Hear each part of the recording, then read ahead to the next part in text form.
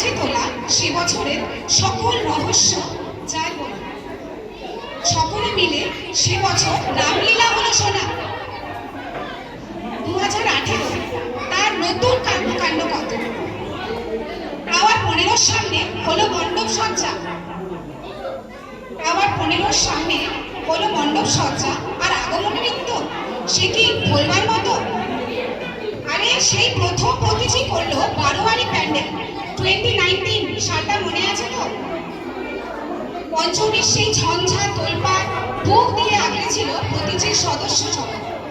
কালিমা পুজোতে কালিমা বুঝিয়ে পুজোতে মন মাত্র সব আসলো ধে করোনা, সেই যে 2020 হলো ছোট্ট করে পুজো মেনে সকল নিয়ম যত।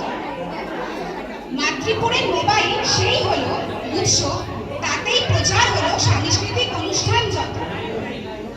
2021 কোভিডে থাবা আরো ভয়াবহ, কিন্তু প্রতিজি হারতে নারাজ।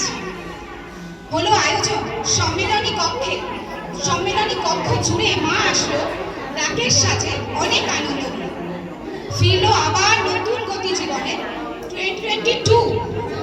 আর সেই অসাধারণ পুজো ছৌ নৃত্য আর সঙ্গীতের যুগলবন্দিতে প্রতিজির হলো জয় জয়কার, ড্রিমভিলের বাসি যত। 2023 এর নাটুয়া কান মনে আছে? আমার হাত তোলো। মনে হচ্ছিল স্টেজটা বুঝি গেল ভেঙে, মনে হচ্ছিল স্টেজটা বুঝি এবার গেল ভেঙে ওদের দামাল নৃত্য শৈলীতে, কিন্তু মা করলো রক্ষা, আসলো হাততালির জোয়ার, প্রতিজির আবার হলো জয় জয়কার। দাঁড়াও হাঁপালে হবে, 2024 আসল লাইমলাইট তো বাকি। কি হয়েছিল? শ্যামা বজ্রসে ও ভুলে চলবে?